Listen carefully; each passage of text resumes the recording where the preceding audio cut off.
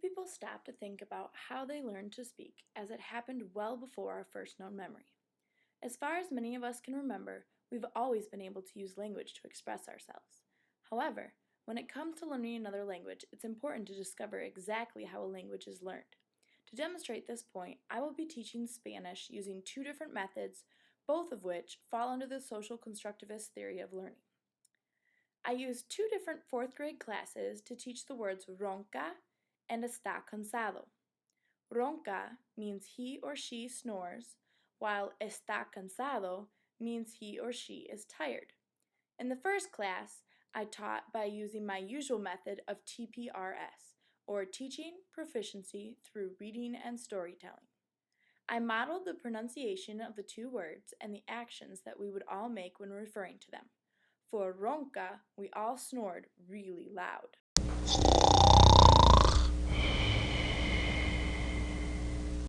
While for está cansado, we yawned and stretched.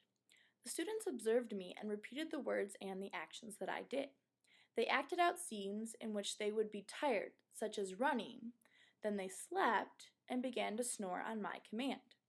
I would periodically jump in and ask scaffolded questions about the words.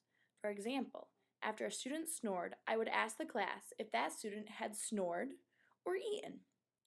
The students would respond that the student had snored, and I would ask, did the student eat? All of the students respond in the negative, so I ask, what did the student do? And everyone responds, snore.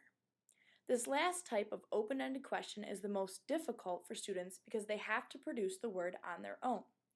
This type of questioning is also displaying a zone of proximity because I am there guiding them through the questions, and if I see the students struggling, I will act out the gestures for each word to give them a hint. All of these activities gave the students a lot of exposure to the words. At the end of a 15-minute period, half of the students could correctly translate both words to English, while an additional 1/4 knew only he snores. Here you can see their responses, and some students even went so far as to write the words in both English and Spanish. Unfortunately, we did have some students who were confused by the yawning and the stretching action for está cansado, and they put down yawn rather than tired.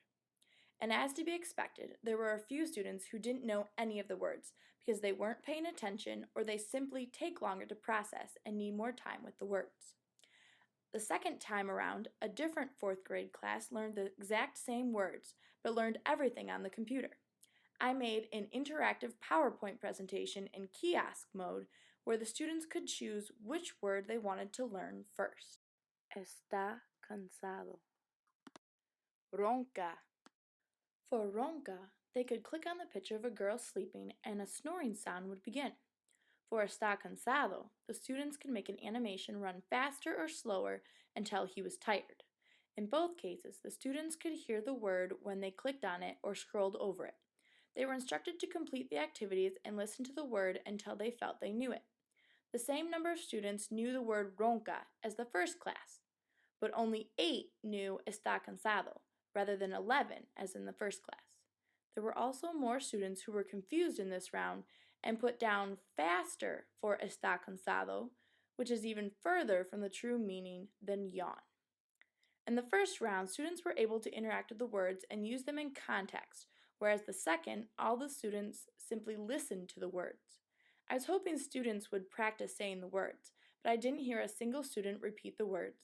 Had I wanted that response, I would have to have been very specific in my instructions, and even then there was no guarantee they would feel comfortable saying it out loud as they did not have a person to model it before them and ease their fear of saying a new unknown word out loud.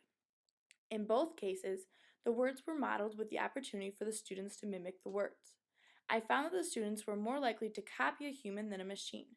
I also found that when left alone with the words, as with the computer, the students have to motivate themselves to learn the words. As per the results, I would say that more students were motivated when they could physically interact in the classroom than when sitting in front of a computer listening and watching. However, the excitement that I saw from the students when they got to use the computer and could hear the Spanish from the computer leads me to believe that this option should not be ruled out altogether, but rather that it should be used in combination with the TPRS method.